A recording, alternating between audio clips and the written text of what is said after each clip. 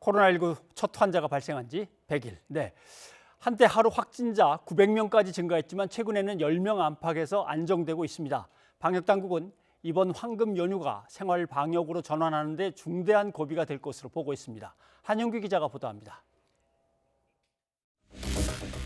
1월 20일 국내 첫 코로나19 환자가 발생했습니다.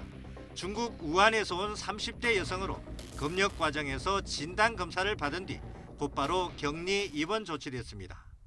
이후 환자 발생은 한 달 동안 하루 한두 명 정도에 그쳤습니다.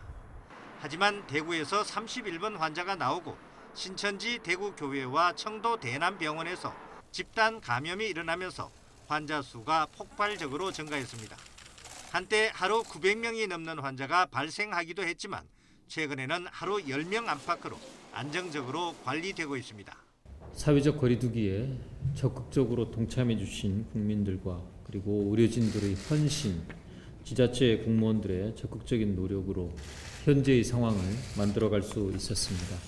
지난 100일 감염 위기를 낮추기 위한 창의적인 방식의 선별진료소가 도입됐습니다. 자동차 이동형, 도보 이동형 선별진료소가 대표적입니다. 환자 치료를 위해 지정된 감염병 전담병원은 74곳이나 되고 전국적으로 18곳의 생활치료센터도 마련돼 경증 환자들의 치료와 생활을 도왔습니다.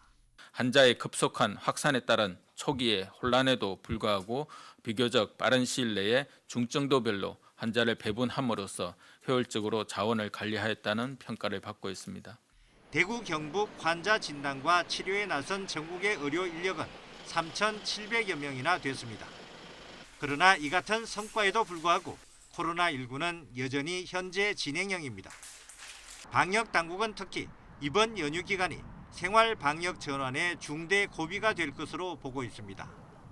국민 여러분들께서는 황금 연휴 기간 중에 일상 속에서 감염 예방 수칙을 잘 실천해 주시고 사회적 거리 두기를 일상에서 조화롭게 적용해 주시기 바랍니다. YTN 한영규입니다.